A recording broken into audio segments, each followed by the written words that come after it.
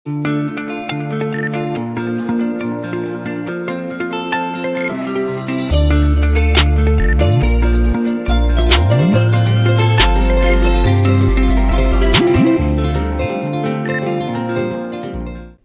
tarata janvier kalo tile 14 san 2025 aw minnu sɔgɔlen bɛ aw ka jabaraniso mandi la an ka foli b'aw bɛɛ lajɛlen ka kɛ ni aw ka wagatiw cogoya ye. An bɛ aw ladɔnniya k'aw ka kunnafoni wagati selen filɛ. Bakuruba kunnafoniw na APJ maaw ye an ka sifinnaka minnu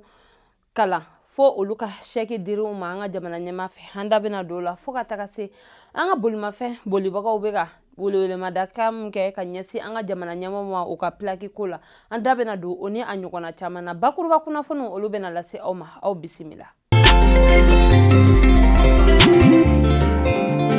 Tɛnɛn tɛmɛnen janvier kalo tile 13 san 2025 an ka sifinnaka dɔw kalanna APJ maaw fɛ olu ka bɔli hukumu kɔnɔna la an ka jɛrɛjɛso CICB kɔnɔna la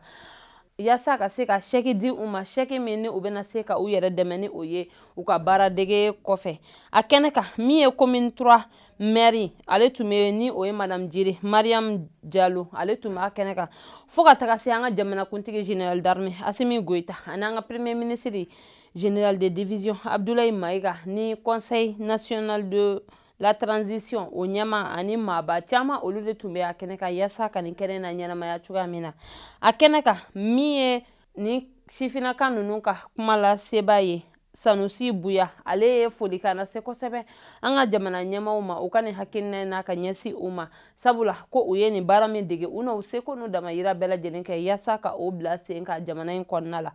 Min ye chèque in ye o dira an ka jamanakuntigi général d'armée Assimi Goïta de fɛ ni sifinnaka ninnu ma yaasa u ka baaradege kɔfɛ u bɛ se cogoya min na ka fɛn dɔ kɛ u yɛrɛ ye jamana kɔnɔna la.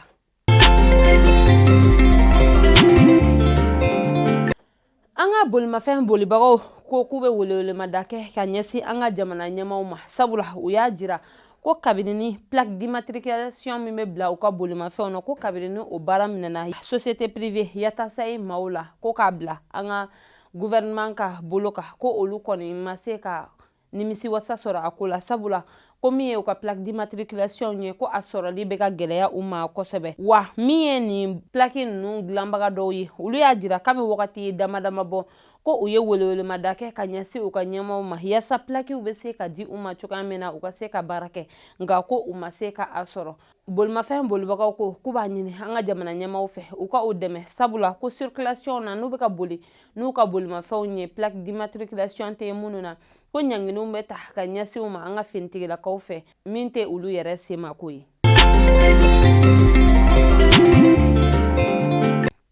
Juma tɛmɛnen janvier kalo tile 10 san 2025 an ka lakana ministre général de division Daoud Ali Mohamedine ye mobili 56 ani moto 56 clé ta ka di gendarmerie nationale ɲɛma général de brigade Musa Tumani Kone n'a ka cɛdenw ma yaasa u bɛ se cogoya min na ka u yɛrɛ dɛmɛ u ka lakana baara hukumu kɔnɔna la. A kɛnɛ kan min ye général de brigade Musa Tumani Kone a ye folikan lase kosɛbɛ u ka ɲɛmayaso ma u ka nin waleya nin na sabula a y'a jira ko nin mobili ni nin moto minnu sɔrɔlen filɛ k'a bɛna olu dɛmɛ kosɛbɛ u ka lakana baara la Mali fantan ani 4 bɛɛ lajɛlen kɔnɔ wa ko u n'u seko bɛɛ lajɛlen kɛ ni bolimafɛn min diren filɛ olu ma u ka baara kadiri kɔnɔna la ko u na fɛɛrɛw sigi sen kan yaasa ka jamanadenw n'u bolofɛnw lakana bamanciwale tigilamɔgɔ ani binganikɛlaw ma.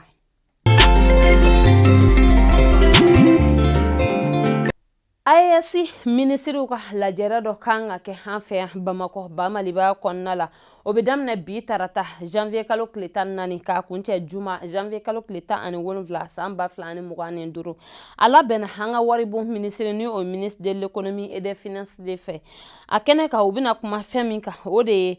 banque d'investigation régionale ka ɲɛsin AES ma o bɛ se ka bila sen ka cogoya min u bɛna kuma o kan fo ka taga se fana min ye an ka bolimafɛnw ye minnu bɛ boli AES jamana nin bɛɛ lajɛlen kɔnɔ o kow bɛ se ka lawaleya cogoya min ani AES jamanaden bɛɛ lajɛlen bɛ se ka taamaw boloda AES jamanaw kɔnɔna la hɛrɛ ni baden kɔnɔna la ani lakana kɔnɔna la cogoya min ani o kɔfɛ fana ni AES jamanaw mago jɔra kɛlɛkɛ mina o mago mana jɔ fɛn o fɛn na u bɛ se ka o san yɔrɔ min na ka o fɛɛrɛw kɔ olu bila sen kan cogoya min na o bɛna kuma ninnu de la u ka nin lasigi sen fɛ. Tɛnɛn tɛmɛnen janvier kalo tile 13 san 2025 an ka premier ministre général de division Abdoulaye Maiga n'an ka secteur privé maaw ye lasigi kɛ lasigi min kɛnɛ kan o kumara fɛn caman kan min ye secteur privé maaw ye u ye fɛɛrɛ 15 ɲɔgɔnna de bila premier ministre ka tableau sanfɛ u bɛna hakili jagabɔ kɛ fɛn min ka jamanadenw ka lafiya. O fɛɛrɛ ninnu kɔnɔna la min ye an ka baganw ye o bɛ se ka se an ka abattoirs la Bamakɔ kɔnɔna la cogoya min na lafiya kɔnɔna la ani min ye an ka sɛnɛkɛfɛnw ye olu bɛ se ka lakana cogoya min na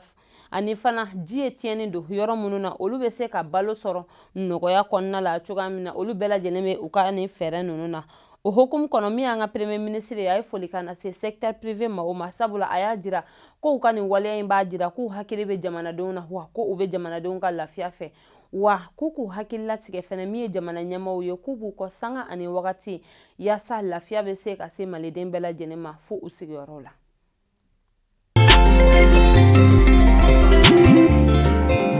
Farabugu dugudenw ni an ka finitigilakaw ka bolodi ɲɔgɔnma hukumu kɔnɔna la tɛnɛnjan tɛmɛnen janvier kalo tile 6 san 2025 an ka finitigilakaw ye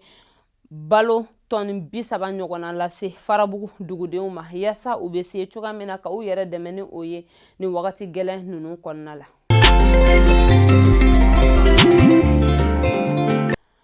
O b'an ta an ka kɔkan kunnafoniw na an bɛ taa Nigériyakaw fɛ yen nɔ u ka dugu min bɛ yen n'o bɛ wele ko Borno Boko Haram maaw ye u ka sɛnɛkɛla 40 de bɔnɛ u ni na kari tɛmɛnen o hukumu kɔnɔna la tɛnɛn don min ye Nigériya jamana ɲɛmaaw ye u ye welewelemada kɛ ka ɲɛsin u ka jamanaden bɛɛ lajɛlen ma minnu bɛ u ka dugumisɛnninw na k'u ka fɛɛrɛw sigi sen kan lakana sabatilen bɛ yɔrɔ minnu na ko u ka fɛɛrɛ kɛ ka se o yɔrɔ ninnu na yaasa u n'u bolofɛnw bɛ se ka lakana cogoya min ani u bɛ se ka kisi k'u tanga ka bɔ ni maajugu ninnu tɔɔrɔ ma cogoya min.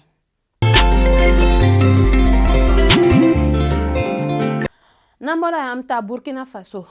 Faso ni Algérie ka bolodi ɲɔgɔnma hukumu kɔnɔna la kari don janvier kalo tile 12 san 2025